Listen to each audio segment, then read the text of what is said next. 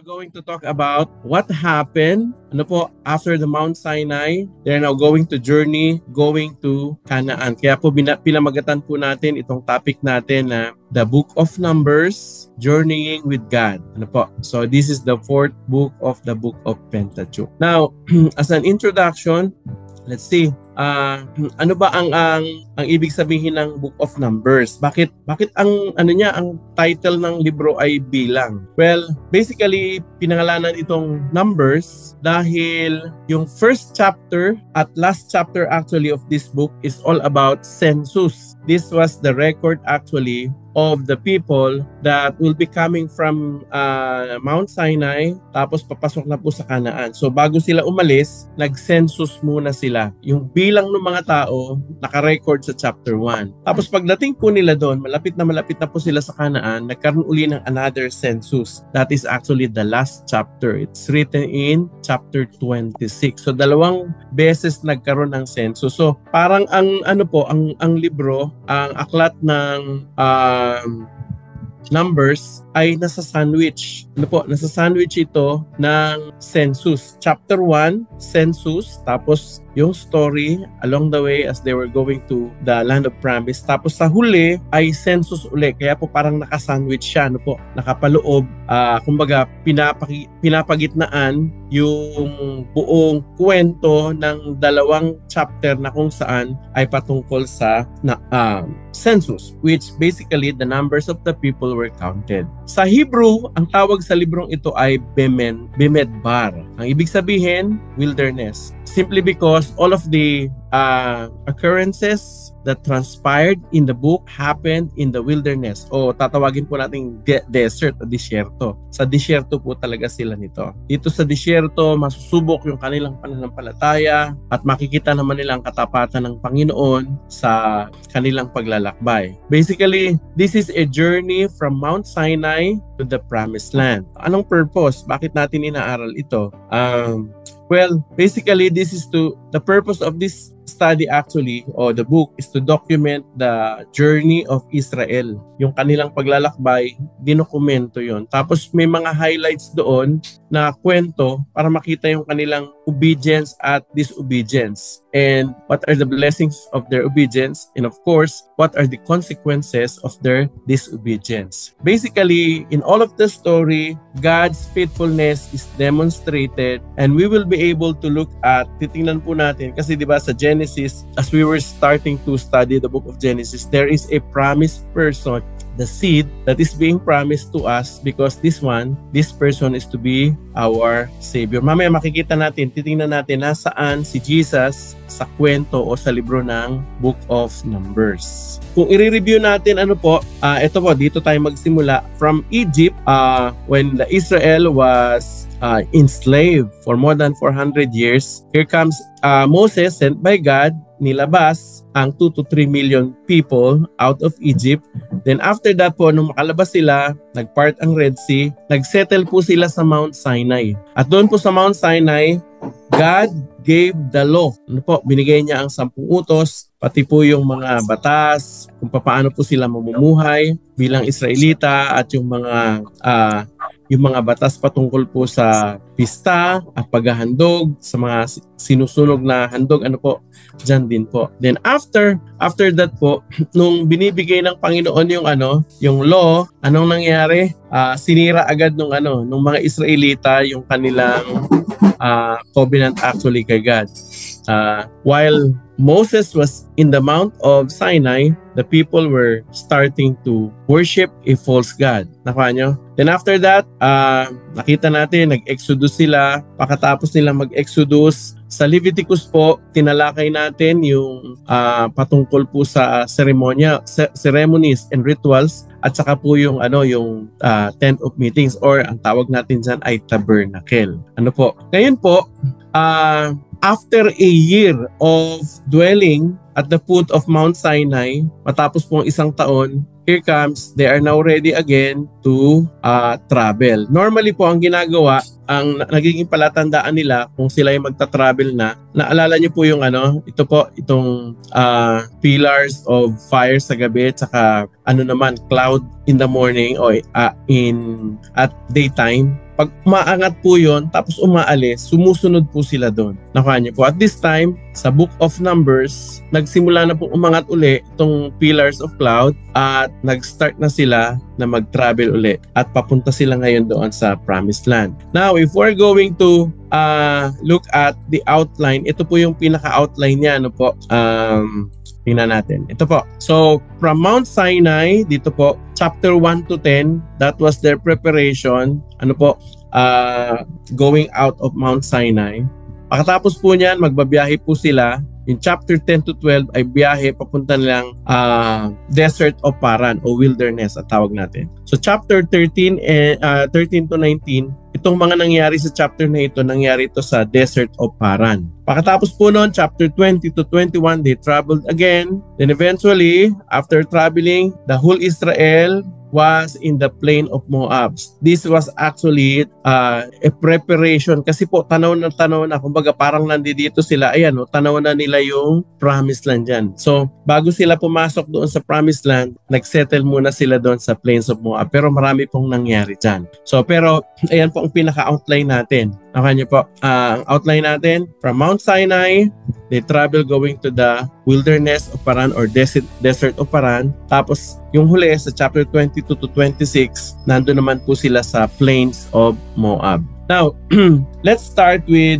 chapter 1 nang nasa Mount Sinai pa sila. Ano po? These are chapters 1 to 10 actually. Pero mababasa natin, gusto kong i-highlight doon sa chapter 1 verse 18. Sabi rito, and on the first day of the second month, they assembled the whole congregation together who registered themselves by clan. So mapapansin niyo po yung salita ritong registered. They already registered. Ano po?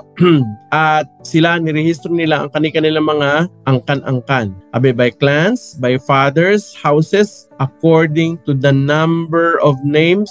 At ang mga kinuhanan ng pangalan ay from 20 years old and upward. So yung 20 pataas, kinuha ay yung kanilang bawat pangalan, ulo-ulo, and they were listed, sabi rito, dyan, as the Lord commanded Moses. So, sino naglista? Si Moses, he listed them in the wilderness of Sinai. So, dito po sa Sinai, yung first census nangyari. And the census was actually a command of God so that they will be able to know their strength, their number. Ano po? So, as they were recording all of the people, itong ang first census po. Sa first census, sa Reuben, 46,500, Simeon, 59,300, sa Gad, 45,650, sa Judah, 74,600, Issachar, 54,400, Zebulun, 57,400, Manasseh, 32,200, Ephraim, 40,500, Benjamin,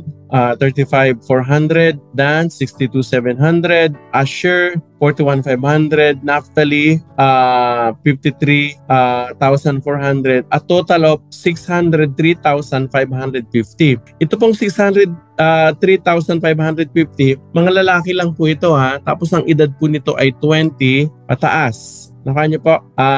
Kaya po, kung tatahin po natin, kasama po yung mga babae at mga anak, aabot po talaga ng 2 million to 3 million. Ano po? So, that's the story. Now, that's chapter 1. Pero chapter 1 also, tells us the story. I hope nabasa nyo na Nabasa nyo na ba? It tells us actually the story or the instruction of God how the whole Israel is going to camp. Sabi, pag nagkampo kayo, meron silang mga designated places. At ang unang-una, yung tabernacle. Yung tabernacle actually was put in the center of the whole community. Tapos nasa sentro-sentro po yan. Tapos napapalibutan po yan ng mga tent ng mga pare o ng mga Levita. Nakuha niyo po. Tapos itong 12 tribes na ito, ang bawat tribo may naka-designate sa kanila kung saan sila. Nakuha niyo po. And you are going to read that in chapter 1 actually and in the following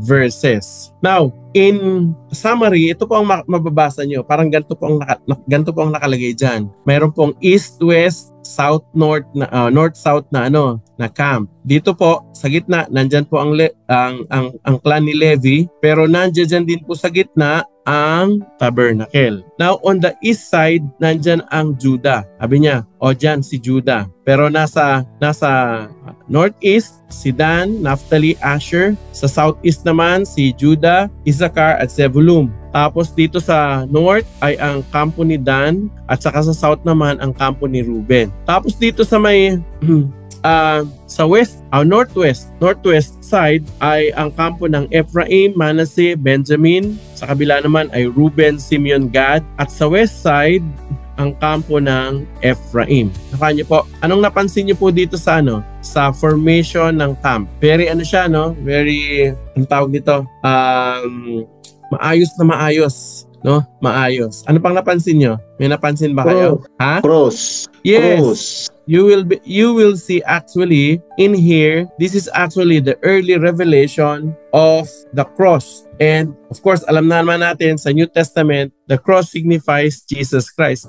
Piruin mo, kahit sa formation pala ng ng Israel, Jesus Christ has been already been revealed. Nire-reveal na si Jesus. Although syempre hindi pa nila hindi pa nila kitang-kita 'yon. Hindi pa malinaw sa kanila. Pero tayo mga nasa New Testament na, after New Testament, nakita natin 'yan, di ba? In fact, this is the picture. Ito yung pinaka-picture niya, oh. The cross in the Old Testament. The cross actually in the Old Testament has been revealed already by God Himself arranging the camps of Israel into places. Pero pansin niyo, sa gitna ng cross na yan, ang sentro ay ang tabernacle. Naalala nyo, nung study natin sa Leviticus, sinabi natin na actually yung tabernacle, lahat ng nando doon, it speaks about Jesus Christ. Nakuha nyo? At gusto ko sabihin, it really reveals ang tabernakulo. Ang sinasabi niya talagang pinapahayag niya si Jesus eh. In fact,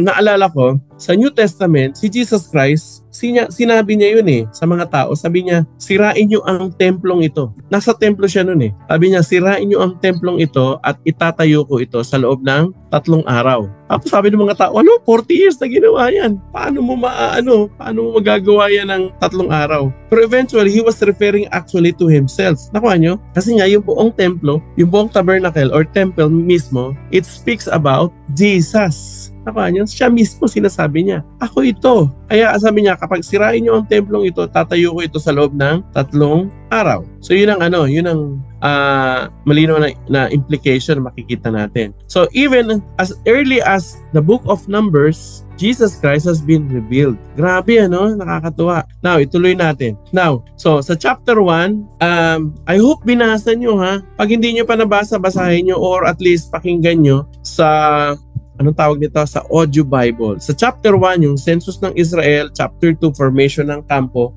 Sa chapter 3, binanggit doon yung lipi ni Aaron tsaka ng mga Levita. Very important yun because they are the ones that actually were going to minister to the whole Israel tsaka sa temple o sa tabernacle. Sa chapter 4, binanggit doon yung duties ng mga Kohathites, Gershonites, saka Merarites. By the way, sino tong mga Kohathites, Gershonites, saka Merarites? Ito ay lipi to ni Levi. Wow, mga Levita ito. Okay? Mga Levita ito, mga anak yan ni Levi. Si Kohat, ang tawag sa mga angkan niya, Kohathites, si Gershom, Gershomite, saka si Merarites. Nakuha niyo? Now, after that, sa chapter 5 to 10 ng Numbers, ang pinag-uusapan naman doon yung mga rituals tsaka purity. In fact, if you're going to read it, tingnan ko. Alam ko may mga sinulat tong ilan. Ito, katulad nito sa chapter 1 to 10. Chapter 11. Sabi rito, in the second year, in the second month, on the 20th of the month, the cloud lifted from over the tabernacle of the testimony, and the people of Israelites set out by stages from the wilderness. Nakuha nyo? Teka, may na-miss lang ako. Balikan lang natin. May gusto ko ipaliwanag dito eh. Let me open my Bible, yung Bible ko. Kasi kanina susubukan ko sana isulat dito sa PowerPoint, kaya sabi ko masyadong mahaba. Pero let me point out to you ang ilan sa mga nakasulat dito.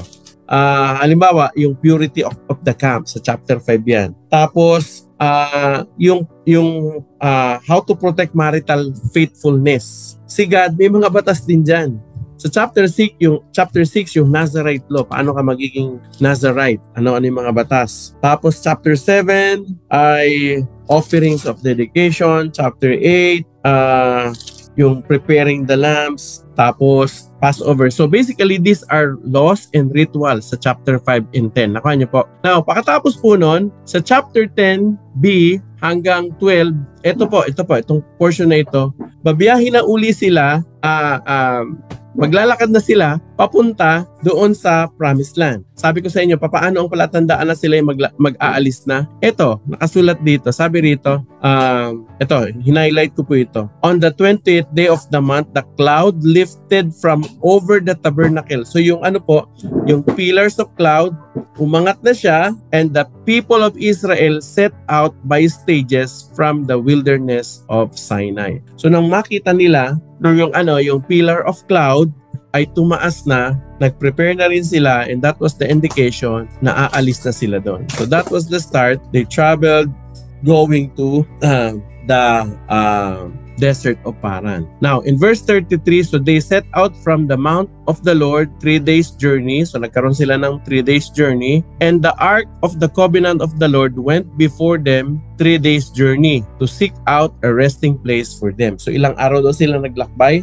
3 araw silang naglakbay. Tuloy-tuloy. O, chapter 11 verse 1. And the people, when they were traveling, the people actually started to complain. Sipin nyo, 1 taon silang nandoon sa Mount Sinai, okay sila lahat, provided. Ngayon, 1 araw sila naglalakad tuloy-tuloy. Pangalawang araw naglalakad tuloy-tuloy. Pangatlong araw tuloy-tuloy. And the people started to complain. Alam mo yun, yung siguro, para lang maramdaman natin yung yung kalagayan nila noon. Pero yung 3 araw na kayo naglalakad, tuloy-tuloy yung paglalakad na yun. And so therefore, yung mga tao, pagod, kaya lang nakalimutan nila kung gaano kadakila, kabanal yung kasama nila, at yun ay ang Diyos. So, tingnan natin yung kwento. Sabi rito, and the people complained. Saan daw sila nag-complain? Sa Panginoon. Tingnan nyo, and the people complained in the hearing of the Lord. Nagreklamo sila. And about their misfortunes. And when the Lord heard it, nung narinig ng Panginoon, narinig ng Panginoon sa kanila, yung kanilang pagrereklamo.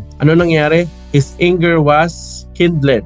And the fire of the Lord burned among them. And anong nangyari? Consumed some outlying parts of the camp. Ano nangyari? Nagsimula silang magreklamo at narinig ng Panginoon yung kanilang pagreklamo. Alam niyo isang bagay na naintindihan ko dito sa journey ng mga Israelites is that they are always complaining. Kahit may blessing na, whatever, konting hirap, complain. And you know what? Parang mabilis mapikon, mabilis magalit ang Diyos sa mareklamo. And I would like to say, alam nyo, hindi masaya si Lord sa mga taong reklamador. Why? Kasi yung pagrereklamo, kawalan ng kawalan ng pagtitiwala doon sa gagawin ng Panginoon sa atin na mabuti. Saka hindi lang yun, hindi natin, pag wala ka kasing, kapag reklamo ka ng reklamo, ingrata, ungrateful.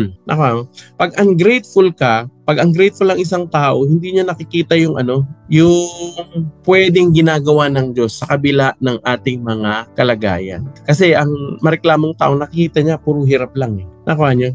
At hindi lang yun, tingnan niyo kung gaano katindi yung kanilang pagrereklamo. Sabi rito, chapter 11 verse 10. Moses heard the people weeping throughout their clans, everyone at the door of his tent. Anong ginawa ng mga Israelita? Isipin nyo 2 to 3 million. Ang bawat isa sa kanilang tahanan may umiiyak. At alam nyo kung anong iniiyak nila? Karne. Gusto namin ng karne. Lagi ang kinakain na lang namin. Mana, ganyan. So reklamo sila ng reklamo sila. Kaya ang Diyos mismo nagalit sa kanila at in fact, ang ilan kinonsum ng kanyang apoy. Sinunog, no? Now, so that's what's happened actually.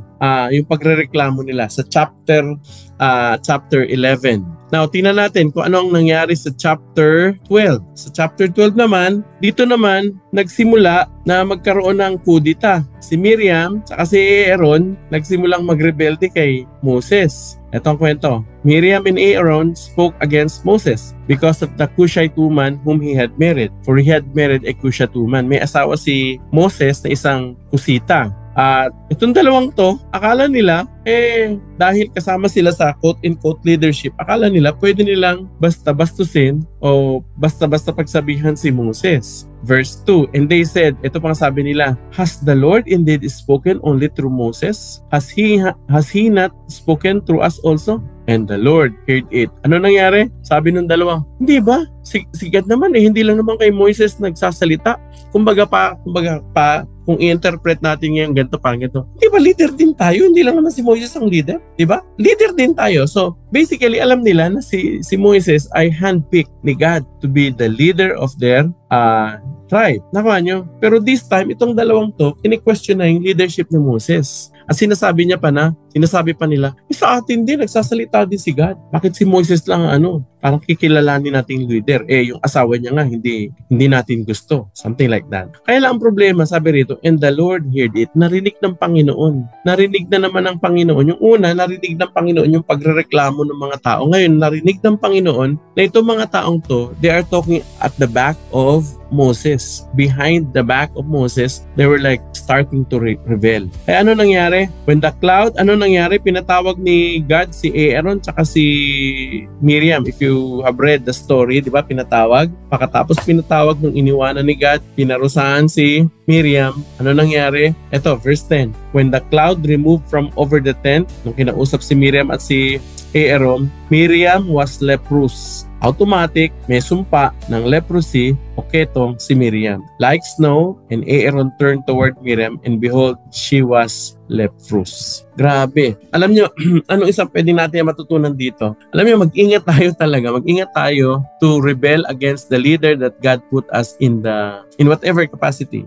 Una sa bahay, syempre ang leader natin, yung mga magulang natin, yung tatay. Actually, I always say this, sa bahay ang leader ang tatay, supporter ang nanay. Sa trabaho, may leader din tayo. Maaring mas matanda tayo sa boss natin, pero leader natin sila. Pero hindi lang sa bahay, hindi lang sa trabaho, sa bansa, may ganun din. May leader din tayo. At of course, sa church, may leader tayo o sa ministry. You know what? Those leaders are there not because they wanted to be there. Actually, it is God's will. No, tinalaga ng Panginoon. Bakit ganun? Bakit may mga masasamang leader? Minsan yun ang ginagamit ng Panginoon para parusahan yung mga dapat parusahan. Nakaka nyo? So God works in a mysterious way. He can even use bad people for His purpose. Pero dito, basically, si Moises, very spiritual, very humble person. In fact, nakasulat yan dito sa chapter na yan Chapter 12. Moses was very humble. Kung sino pa yung mapagpakumbaba, siya pa yung sinisiraan, ginagawa ng Nako, sabi ng Bible, nakikinig pa lang Panginoong Diyos. Tama nyo? Mag-ingat tayo sa mga sinasabi natin tungkol sa mga leaders natin. Kasi hindi natin alam, si God pala nakikinig. And you know what? God did not choose the leader for nothing. God chose every leader and He put that in a position because He has a purpose. And of course, kung may leader tayo, wag nating pahirapan yung mga leader natin na nagli-lead sa atin. And we have to be submissive. After that, the people set out to Hazeroth. Pagkatapos nito, verse 16, nilampasan ko na yung mga verses, dumiretso na sila sa wilderness of Paran. From Hazeroth to the wilderness of Paran. Okay, anong nangyari dito sa chapter na ito? Well, sa chapter na ito ay makikita nyo na this is chapter 13 to 19. Sa chapter 13, dito tanaw na nila actually yung malapit na, yung promised land. Now, kasi nga, alam ni Moses at sinabi naman ng Diyos na i-conquer nila itong land na ito kasi pre-promise yan sa Israel. However, they have to do a military strategy. And how are they going to do that? Before they do that, syempre, kailangan malaman nila kung anong nasa loob. So, nagpadala ng 12 spies. One from each tribe, para ang mga spy na ito ay papasok sa loob, aaralin ng demographics, aaralin ang population, aaralin yung mga lugar kung saan may mataas, may bundok, may plain, whatever, kung saan maraming tao. At kung anong kalagayan nila, yun ang instruction ni Moises. Sabi niya, tingnan nyo, At after some time, nung sila ay pumunta na doon sa Canaan, pagbalik nila, may nahati sa dalawang report. Pero pare-pareho sila ng report patungkol sa, naku, napakayaman, napakaganda ng lupain. Fertile ang lupa. Talagang masasabi natin, land flowing with milk and honey. Pare-pareho sila doon. However, yung isang isang bahagi, isang grupo ng mga tao, ang tawag ko rito ay majority. Yung majority of them, the 10 people, reported very negatively. Although magandang sinabi nila, magandang pagkakadescribe nila sa lupain at sa mga tao at dun sa kung gaano ito kayaman. However, very negative yung kanilang damdamin at yung negativity nila ang pinaabot sa mga tao. Sabi ng mga tao doon, mga higante. In fact, ang pagkakabanggit nila, mga higante, parang mga tipaklong lang tayo sa kanila.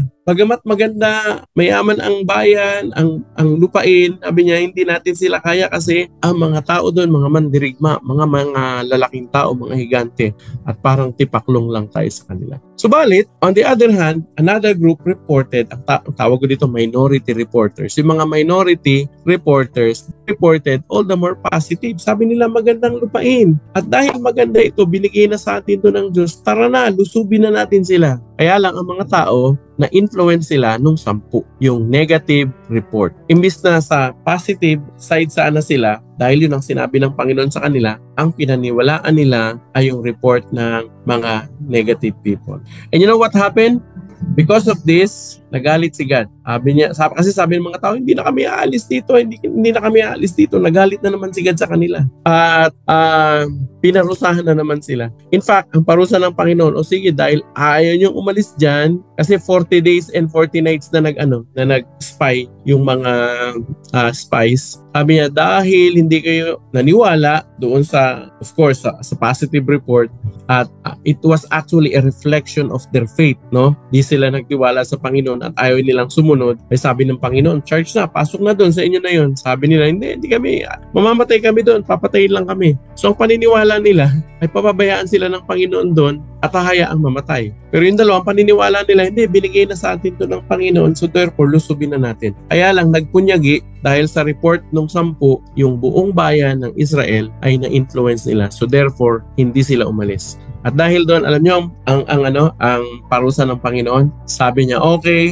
ayaw niyo sumunod, ngayon 40 years kayo na magpapaikot-ikot dyan sa disyerto dahil hindi kayo naniwala o hindi kayo sumunod sa akin na lusubin na o pasukin na ang Canaan. Nakuha niyo. So what can we get from this story? Alam niyo, be very careful to give any feedback that is negative because our negative reports, our negative feedback eventually influence other people and it does not encourage faith. Nakuha niyo? Yung mga maling informasyon, yung mga maling haka-haka, at yung mga negatibong damdamin, kapag sinasabi mo na sa ibang mga tao, tapos ikaw pa yung nagiging dahilan parang ibang tao ay mawala ng pag-asa, nagdudulot yun para yung tao hindi magtiwala o maniwala o magkaroon ng lakas ng loob sa Panginoon. And so therefore, instead of blessing, ang matatanggap nila ay sumpa, curse, o parusa ang natatanggap nila simply because somebody influenced them to believe negatively. Nakuha niyo? Ano pa pwede natin matutunan sa kwentong ito? Alam niyo, majority does not always mean correct. Nakuha niyo? Tayo parang dun tinuro, no? Yung pinakamaraming boto, siyang tama, siyang panalo. Alam niyo sa Bible, hindi ganun eh. Majority does not necessarily mean correct. Nakuha niyo? So how do we know na yung sinasamahan nating grupo ay tama at correct? Well, we have to evaluate it in the light of the Word of God. Kasi yung dalawa, yung report nila nandun sa nasa liwanag ng pangako ng Diyos na ibibigay na sa atin to. Tara na, lusubin natin, kayang-kaya natin sila. However, yung dalawang yun, hindi pinaniwalaan ng marami. So, majority does not always mean correct. Nakuha po, mag-ingat tayo. Sa paglalakbay ko sa pananampalataya, madalas pa nga makita ko kung sino yung kakaunti, kung sino yung minority, sila pa yung may tamang report. Okay? Now, okay, tuloy-tuloy. Tapos pagdating sa Numbers chapter 16, another rebellion happened. This time kakaiba kasi may isang angkan na pinangunahan ni Korah. Si Korah, na-assemble niya yung kanyang mga kalahi. Mga Korarites. Nakuha nyo? Mga tao na gusto ring maging leader. Kaya lang on the expense of the leader that is called by God. Anong ginawa ng mga taong to? Pumunta sila kay Moises at sabi nila, this is actually written in Numbers chapter 16. Sabi nila, you have gone too far, for all in the congregation are holy, every one of them, and the Lord is among them. Pansinin nyo, itong mga leader na ito against kay Moses, they were also using the name of the Lord. Sabi niya, tingnan nyo, ang buong kongregasyon, binanal yan ng Panginoon. Gandang salita, di ba? At ang Panginoon sumasa kanila. Di ba? O bakit ngayon, kayong mga leader, tinataas yung sarili nyo doon sa assembly ni God? Tama nyo? Pero these people are actually starting to rebel against the leadership of Moses. They want actually to have a place in the leadership. Nakuha niya. Kaya lang, hindi naman silang tinalaga ng Panginoon. So what happened, actually sa kwentong ito, pinakita ko ito. Nakita yung picture. Tinawag sila ni Moises at sabi, sige, si God ang magde-decide kung sino talagang leader dito. At ang sabi ni God, wag mo silang i-spare. Sabi ni Moises, o sige, salita ko na lang to, no? I-summarize ko na lang. Kung sino ngayon, sabi niya, nakatayo, kung hindi kayo kainin ng lupa, kayo ang leader, kayo ang totoo. Alam niyo, suddenly, yung lupa, bumuka siya doon sa assembly ng Israel. At alam niyo, ang kinain lang talaga ng lupa, yung angkan ni Korah. Si Korah at yung kanyang mga angkan na nagrebelde kay Moses. What can we learn from this story? You know what? Yung mga leader ng Panginoon, pag pinili niya, meron talagang supernatural protection. And we cannot use the name of the Lord for the sake of rebelling against the leader that God has given us. May mga ganong tao gagamitin pa si Lord, yung salita, yung ministry, pero eventually ang utak pala nila paglaban doon sa pastor o kaya doon sa simbahan. Nakuha nyo? Pag ganon, hindi yung kalooban ng Panginoon kahit gamitin pa ang pangalan ng Panginoon. Okay, this is a very classic example of that. O nakasulat yan sa Numbers chapter 16. Now, sa Numbers chapter 17, ang ginawa ni Moises, sabi niya, bawat leader ng angkan ng lipi. Sabi niya, yung kanilang pinaka-chief, meron kasi silang staff. Alam mo yung staff, yung tungkod. Matatanda na ito. Yung tungkod nila, dalhin. At titingnan natin, magdidesisyon ng Panginoon kung kanino talaga sumasama. Alam niyo, isa doon, kasi si Aaron, ang leader ng Levites. So, yung staff ni Aaron, pinadala rin. Verse 8, chapter 17, verse 8, etong sabi, dinala yun lahat, yung staff nila. So, bawat tungkod ng leader ng bawat angkan, dinala yun sa loob ng tabernakulo. Verse 8, on the next day, Moses went into the tent of testimony, and behold, ano daw nangyari? The staff of Aaron for the house of Levi had sprouted and put forth buds and produced blossoms, and it bore ripe. Grabe! Kinabukasan, yung tungkod ni Aaron, ang tindi. Nagkaroon ng dahon, nagkaroon ng bulaklak, nagkaroon pa ng bunga. At ang matindi, hindi lang basta bunga, kundi almond fruit. At yung almond, nahinog pa siya overnight. And that indicates that Aaron was truly an anointed, chosen high priest for the whole clan of Israel. So yan yung highlight ng chapter 17. Nakuha nyo? You know what? What can we learn from this story? God is a supernatural God. He can do things that we cannot imagine. Kahit yung tuyo ng tungkod na for several years napatubuan ng dahon, ng bulaklak, ng bunga, tapos yung bunga hinog pa. Grabe, God is awesome. Okay, now, sa chapter 18 to 19, dito naman tinatalakay yung duties ng mga priests at ng mga Levites. Tapos meron ditong tinatawag na law of purification. Now, naagaw yung attention ko nito. Actually, sa lesson namin, wala ito. Pero I would like to give an emphasis on this. Sa law of purification, ang ginagamit nila ay yung tinatawag na pulang baka o red heifer. Now, the Lord spoke to Moses and to Aaron saying, this is the statute of the law that the Lord has commanded. Tell the people of Israel to bring you a red heifer. Ito po, itong pulang baka na yan, kailangan perfect na perfect yan. Sabi rito, without defect and in which there is no blemish, wala dapat kapintasan, and on which a yoke has never come. Meaning to say, hindi pa ito nagamit para magtrabaho sa bukid. Hindi pa nalagyan ito ng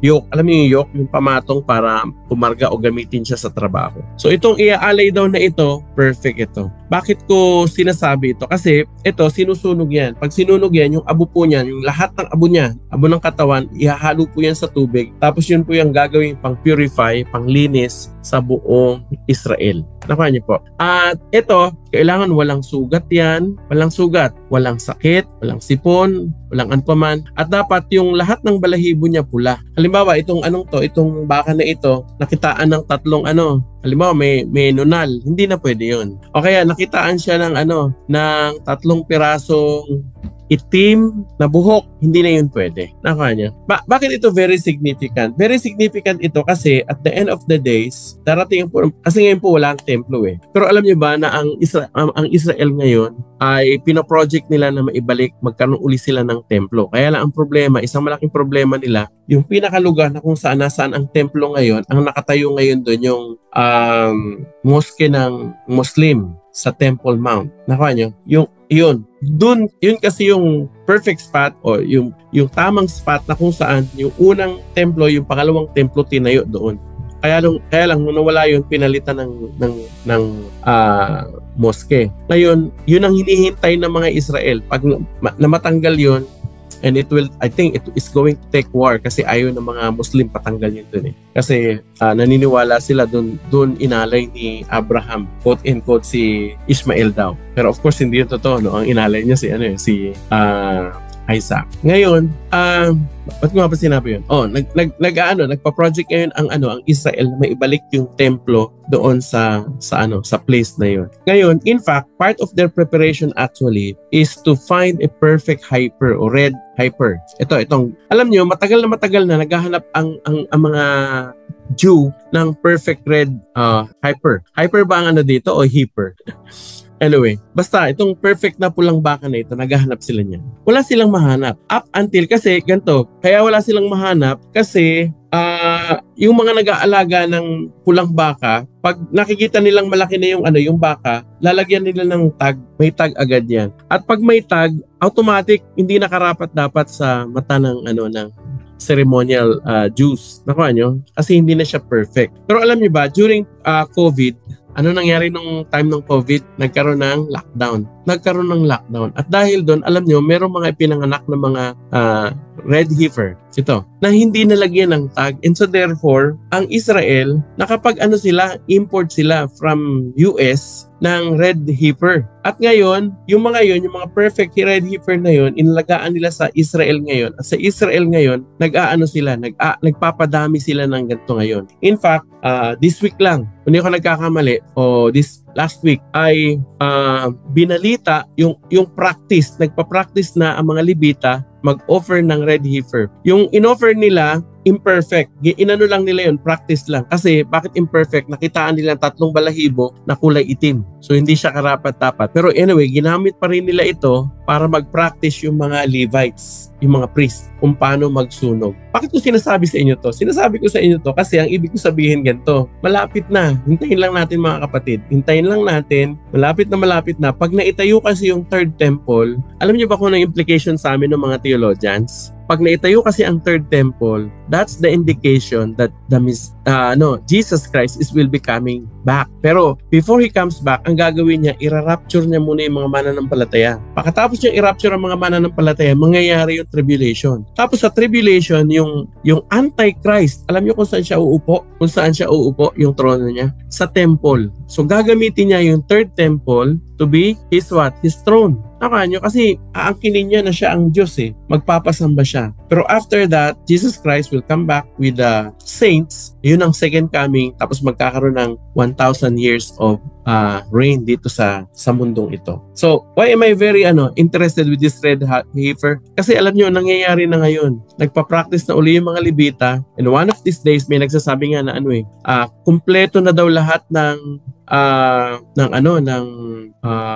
gamit na nasa loob ng templo, yung menorah, yung shewbread, yung laver, lahat, maging yung Ark of the Covenant, natagpuan na, at hindi to replica, ito daw yung mga original pa during the time of Solomon. Ito yung naipon na nila, and they're actually gathering all these things to build the third temple. So yan. Okay? So punta tayo sa Book of Numbers chapter 20. Dito sa chapter 20 to 21, nag-travel na uli sila papunta naman sa plains of Moab. Malapit na doon sa Canaan. So chapter 20 verse 1, and the people of Israel, the whole congregation, came into the wilderness of Sin in the first month, and the people stayed in Kadesh. And Miriam died there and was buried. So dito, ang very significant na nangyari dito, may mga namatay na. Namatay na si Miriam. Tapos, eventually, mamaya, ayan, dito, pinakita namatay na si Miriam. Sa chapter,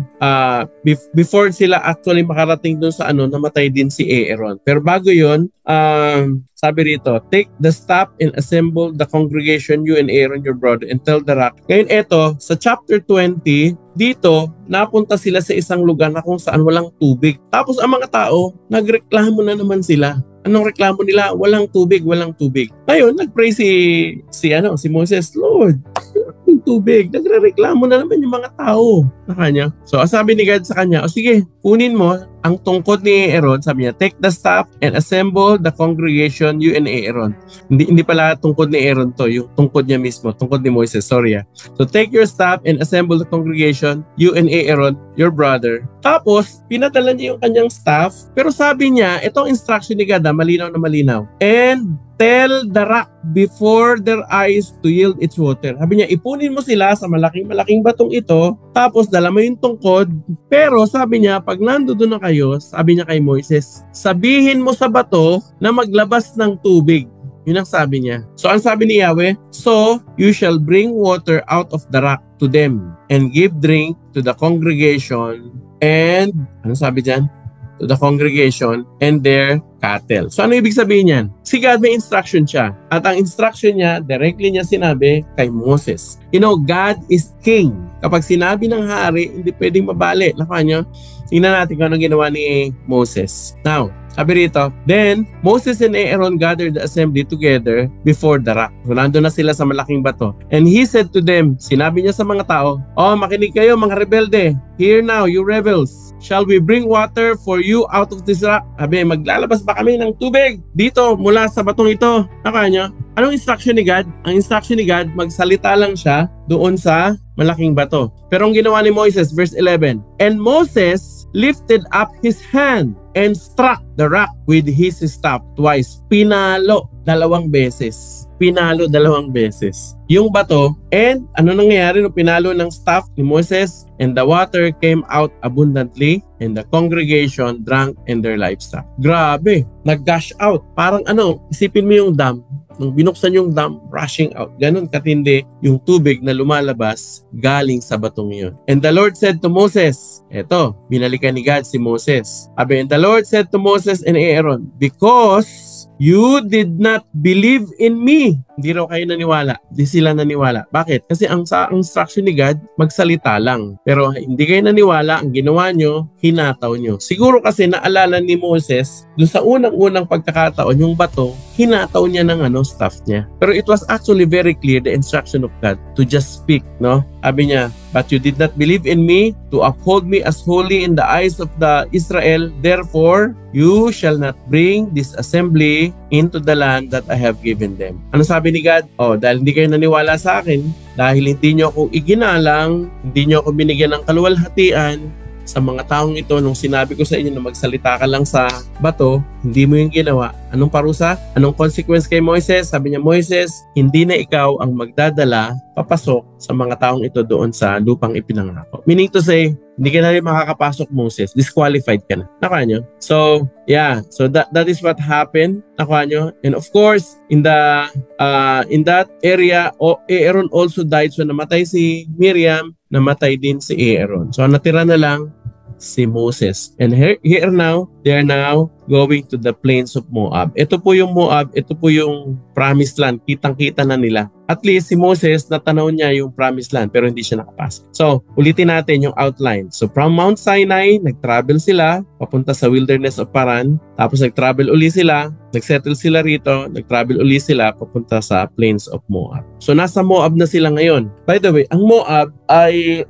lugar, hindi pa ito yung promised land. Pero parang gateway na ito, no, malapit na doon. Kaya lang itong lugar na ito, marami dito ang mga lahi o angka na kung saan sumasamba sa Diyos-Diyosan. Tingnan natin kung ano nangyari doon. So, dito sa Numbers chapter 21, dito, ang nangyari dito, yung buong istorya, may 3 hari doon na nilusob ang Israel. Si King Arad, King Sihon, tsaka King Og. Itong 3 to, natalo to ng Israel. Pero sa kalagitnaan ng kwentong ito, nagreklamo na naman yung mga tao. At yung mga tao, sa reklamo nila, nagalit na naman ang Panginoon. Ang Panginoon nagpadala na naman ng parusa sa kanila. At this time, ang pinadala, mga makakamandag na mga ahas. So yung mga nagreklamo, pinapakagat sa ahas at namamatay. Ngayon, umiyak na naman sila sa Panginoon. Umiyak naman kay Moises. Si Moises sinabi na, Lord, anong gagawin namin? Ito sabi ni Lord, make a fiery serpent or a bronze serpent and set it on a pole, and everyone who is bitten, when he sees it, shall live. Sabi niya, sige, ganito ang gawin mo. Gumawa ka ng bronzing ahas, ilagay mo ito sa pole. Ano ba sa Tagalog ng pole? Sa mataas na kahoy. Parang palo sebo, pole. Now, sa pinakataas, nandoon yung bronzing ahas. Ngayon, ang sino man daw na matutuklaw ng mabangis na ahas o na makamandag na ahas, mamamatay talaga sila. Pero sabi, pag tumingin sila doon, dito sa bronze snake, pag tumingin sila doon, mabubuhay sila. Gagaling sila, mabubuhay sila, and so therefore maliligtas sila. Ang tanong, may kapangyarihan ba itong itong tansong ahas na ito? Of course, wala, tanso lang yan. Pero kasi ang may kapangyarihan yung salita ng Panginoon. Yung sinabi na pag tumingin kayo doon. And if you believe that word, if you believe His word, may pananampalataya ka, pinaniwalaan mo yung salita niya. Actually, yung pananampalataya mo doon sa kapangyarihan ng salita ng Panginoon na magpapagaling sa'yo. Nakuha niyo? So everyone who believes that instruction, kahit natuklaw sila ng ahas, pag tumingin sila doon sa bronze na ahas, naliligtas sila, hindi sila namamatay. Nakuha niyo? This is very interesting. Alam niyo kung bakit? Kasi in the New Testament, binanggit siya ni Jesus. Sabi niya, kasi yung mga tao naghahanap ng palatandaan nila, bigyan niyo kami ng palatandaan na ikaw nga ang Sabi niya, wala akong ibang palatandaan sa inyo ipapakita, kundi yung palatandaan na binigay ni Moises. Ano daw ang nangyari? Sabi niya, and Moses lifted up the serpent in the wilderness. So, sabi ni Jesus Christ, so must the Son of God, ipat natin. Sabi dito, so must the Son of God be lifted up, that whoever believes in Him may have eternal life. Tawa nyo, katulad daw nung tinaas yung tansong ahas na ang sino man na natuklaw, may kamandag na yung kanilang katawan at unti-unti na silang mamamatay. Pero pag tumingin daw sila dun sa tansong ahas, mabubuhay sila. Alam niyo ba, tayong mga tao ay natuklaw ng kasalanan at ang kamandag ng kasalanan ay nasa ating katawan kaya namamatay tayo. At pag namatay tayo, wala tayong tagapagligtas, diretso tayo sa impyerno. Pero sabi ni Jesus Christ, kapag tumingin tayo sa Kanya, meaning to say, kung sino mang maniniwala sa anak ng tao, si Jesus. Ito yun, so must the Son of God be lifted up. Pag itinaas ang anak ng tao, paano siya itinaas? Sa krus. Sa krus siya itinaas. At sabi rito, ang sino mang maniniwala sa Kanya, si Jesus mismo nagsabi, ay magkakaroon ng buhay na walang hanggan. Grabe Sa Old Testament, nireveal na si Jesus Christ through the serpent, the brazen serpent. Nakuha niyo? Yeah. Now, tuloy natin ang kwento. Numbers, na tayo? Chapter 22 to 25. Sa chapter 22 to 25, ito naman yung kwento ni Balak, ni Balaam. Nakuha nyo? May isang hari na ang pangalan ay Balak. Nakuha nyo? Tapos, gusto niyang i-destroy ang Israel. So, kumuha siya ng isang, kumbaga parang kung may tatapat natin ito ngayon sa isang wizard, ang ginagawa niya, ang trabaho nito, for hire ito prophet for hire. Isang propeta siya na nagpapabayad, tapos sinusumpa niya yung mga, halimbawa may kaaway ka, sumpain mo to para maghirap. Magbabayad ka nga lang sa kanya, susumpain naman niya, gano'n ang gagawin niya. However, itong taong to, ay pinakausap talaga ng Diyos. Nakuha nyo? At directly sinabi sa kanya, sabi niya, yung kliyente mo ngayon, kung gustong isumpap, yung bayan ko na blines ko nga sila. Sabi niya, hindi ka pwedeng magsalita ng laban sa aking bayan. Ang lahat ng sasabihin mo ay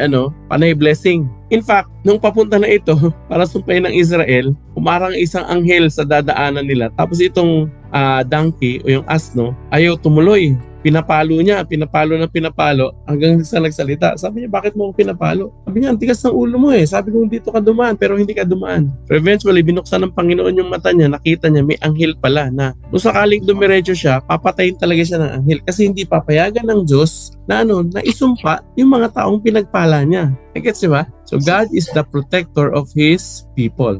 Bago tayo pumunta dyan sa verses na yan. So ano ibig sabihin nito? What can we learn from this? You know what? Yung mga pinagpala ng Panginoon, tayo mga blessed ni God. No one can speak curses against us because we are protected by the power of God Himself. At alam nyo, si God, tapat talaga siya. Nakita niyo naman, ang daming beses nila nagreklamo, di ba? Pinarusahan sila ng Panginoon.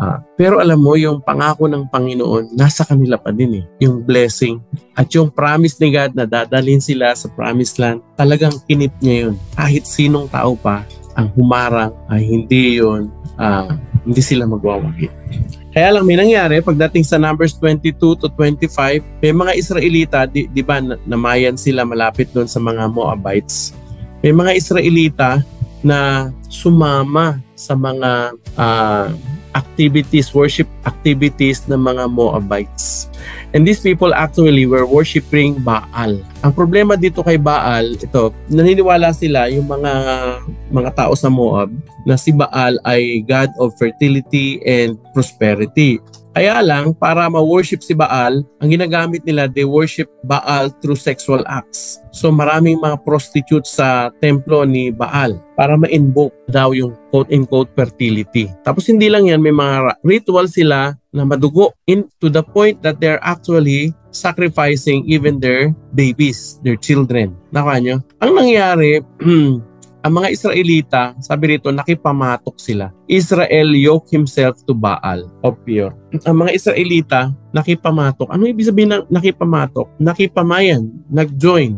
Sumama sila. Sumama sila sa mga pista nila, sa mga celebrations, sa festivals, sa mga kasiyahan, hanggang sa worship. And so therefore, sumama din sila sa pag-worship kay Baal. Anong nangyari? And the anger of the Lord was kindled against Israel. So ang Israel na naman, naggalit na naman ng Diyos sa kanila. At marami na naman ang namatay dito. Marami na naman ang namatay dahil nga pinapatay ng Panginoon.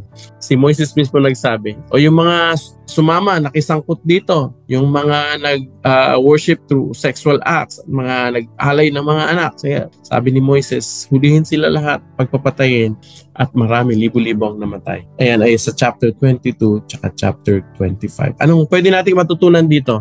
God hates idolatry. Ano ibig sabihin niyan? In whatever form, hindi pwede na si God ay may kalaban sa ating buhay. Nakuha nyo? Ewan ko kung ilan sa inyo, meron pa kayong mga anting-anting dyan na pinangahawakan. Dati meron ako. Sinuko ko na sa Panginoon. O ang ilan sa inyo, nahihiya pa. Nahihirapan pa kayong isuko ang inyong mga santo ninyong bombero, santo ninyong, iba-ibang santo ninyo, iba-ibang klase. Santo ninyong prinsipe, santo ninyong gala, ang dami. May kausap ako niyan dati, hirapan daw siya kasi baka daw siya ay malasin. Naku, hindi po totoo yun. Isuko nyo na yan. Pero alam niyo, pagiging Diyos-Diyosan ay hindi lang naman sa mga bagay na yan. Even yung mga bagay na hindi natin mabitawan. Halimbawa, bisyo, alak, sugal, sigarilyo, drugs. Yung mga bagay na kumokontrol sa atin, yun ang nagiging Diyos-Diyosan natin. Yung iba, pera. Number one sa kanila, yung kanilang trabaho o yung kanilang pera.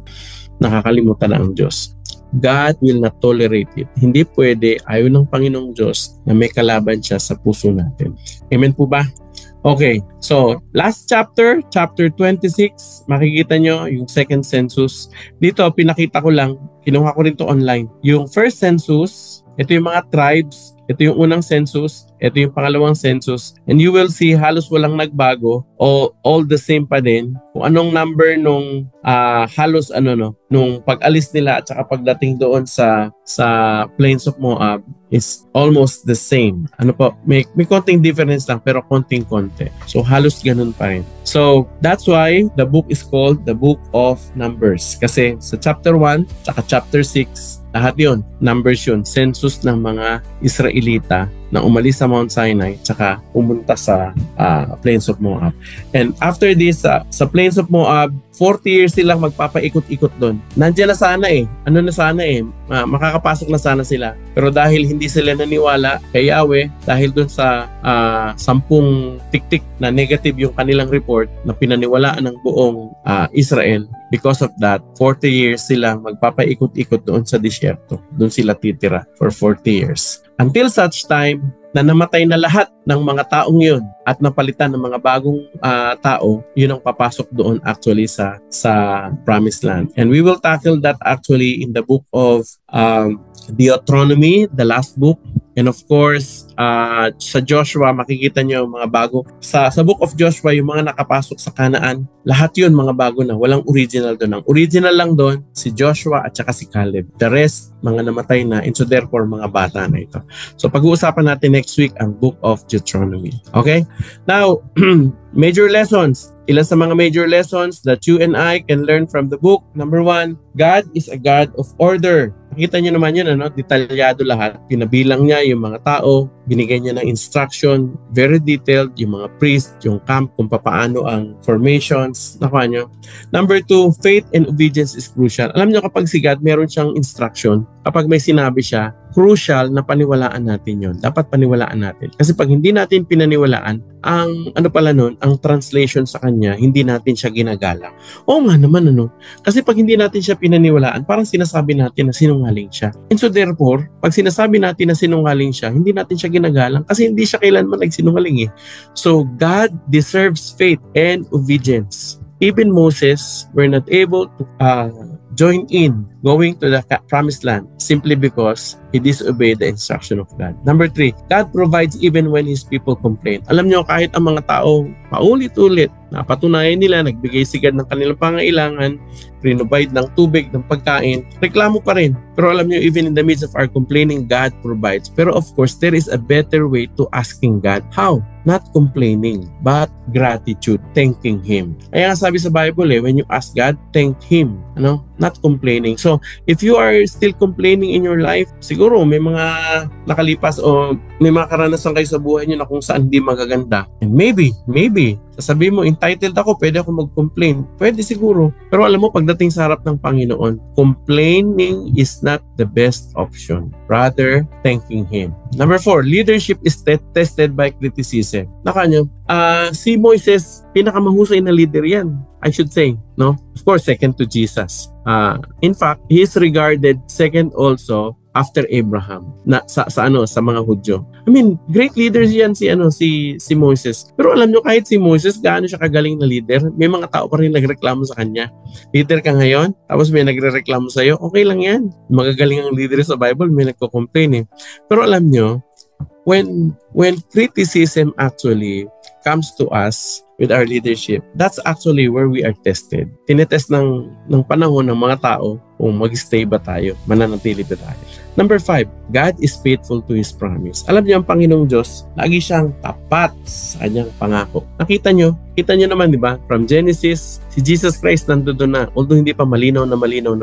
Pero dito, sa Book of Numbers, kitang-kita mo siya sa formation pa lang, yung cross, Jesus Christ was revealed. Di ba? Yung tubig sa bato. Yung bato, the rock is Jesus Christ. Tama nyo? And He is the source of true living water. Di ba? Si Jesus Christ din yun eh. Tapos yung yung serpent, yung brazen serpent, pag tumingin ka, kahit natuklaw ka, hindi ka na mamamatay. Kasi naniwala ka na maliligtas ka. Naka nyo, si Jesus Christ yun. Grabe yung revelation niya. Okay, so, ayan.